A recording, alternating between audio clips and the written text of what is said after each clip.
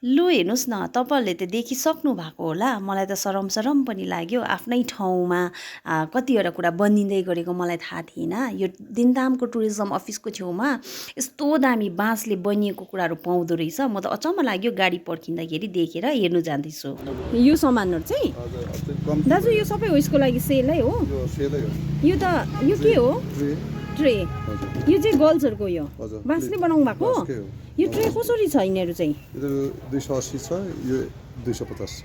यो 250, यो 280? यसमा प्राइस मिल्छ? एकछिन पर्खिनुहोस् ल, म हेर्नु पऱ्यो। यो यिनीहरू चाहिँ तपाईँको पर्यो 100 रुपियाँ गोटा। 100 रुपियाँ। यिनीहरूको पनि मिल्छ प्राइस? यसको फिक्स रेट हो, यसकोमा पोसाउँदैन। यो खोर्सानी कुट्नेहरू कस्तो दामी दामी। यो 700? यो चाहिँ हो यो सेटको कसरी हो यिनीहरू एउटाको चाहिँ? सेटमा तपाईँको यो 250 छ। हजुर। यो ठुलो लग्यो भने चाहिँ 280 छ। 250, 280? हजुर। यो 180। हजुर 180। हजुर। यिनीहरू चाहिँ मसिनो चाहिँ सबै 250 हो। यो चाहिँ उयसको बक्सहरू है? Dot pen box. ए कस्तो दामी रहेछ हौ। फ्लावर बास राख्नेहरू हो। फ्लावर बासहरू है? यो कल्केट ब्रसहरू राख्ने। फोटो फ्रेमहरू बनाउनुहोस् न। फोटो फ्रेमहरू हुन्छ। एकछिन पर्खिनुहोस् ल। त्यो हो यो तोङ्बाहरू चाहिँ कसरी टिप्नुहोस् त?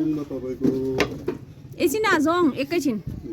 कसरी छ यिनीहरू? 2500 रुपियाँ जोडी छ नबानेको। जोडी चाहिँ 2500? हजुर।